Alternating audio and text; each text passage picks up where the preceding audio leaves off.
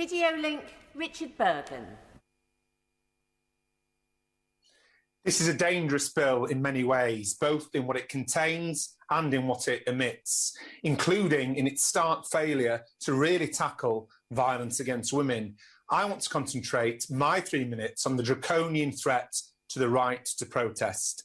Under this government's plans, protests will still be allowed just as long as the police say so, just as long as the protests aren't too noisy, just as long as they don't cause too much of a nuisance, just as long as they don't seriously annoy anyone, and just as long as they're not too near to Parliament. So protests can go ahead just as long as they don't do what protests are meant to do. And those that don't abide by the new rules could get 10 years in prison, longer than the sentences most men convicted of rape ever get. So let's be clear, this is a political attack, an attack on the rights of people to exercise one of their key democratic rights, an attack on one of the ways people have to speak out against government policies they oppose, an attack on free speech. The government has already made it much more difficult for people to go on strike, and now they want the police to make it much harder for people to protest.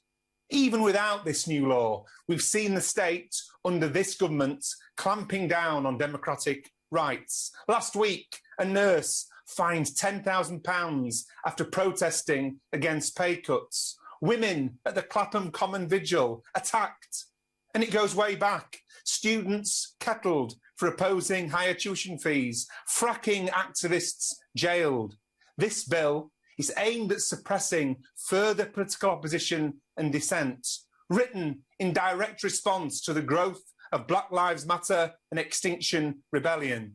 Instead of tackling the underlying grievances, the state is responding by attacking those challenging injustice. It's a form of state intimidation designed to stop people from organising and attending protests. But people won't be stopped. Throughout our history, significant gains have been won through demonstrations. 8-hour days won by the trade unions, votes for women won by the suffragettes. Such movements were always denounced at the time as violent by politicians standing on the wrong side of history. If the government proceeds, this law will be broken repeatedly and trust between the state and its citizens further shattered.